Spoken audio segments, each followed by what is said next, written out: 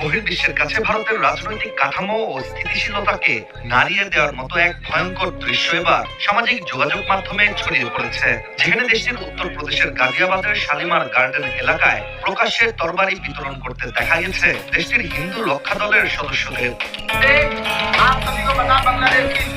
Viral ভিডিওতে শুধু তরবারি বিতরণের দৃশ্যই ধরা পড়েনি, পাশাপাশি শোনা যায় উস্কানিমূলক স্লোগানও, যেখানে চাঞ্চল্যকর এই ঘটনা ঘটানো হিন্দু রক্ষা দলের সদস্যরা বাংলাদেশে হিন্দুদের ওপর হামলার প্রসঙ্গ টেনে ভারতের ভেতরে মুসলিমদের বিরুদ্ধে সহিংসতার ডাক দিয়েছেন।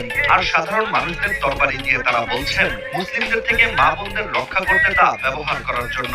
এই দৃশ্যগুলো বিচ্ছিন্ন উগ্রতার বহিঃপ্রকাশ নয়, বরং বছরের পর বছর ধরে তৈরি হওয়া এক গভীর রাজনৈতিক ও সামাজিক বিদ্বেষের দৃশ্যমান রূপ। ये अपनी बहन बेटी की सुरक्षा के लिए अगर बांग्लादेश जैसी स्थिति पैदा होती है। ঘটনার পর দেশটির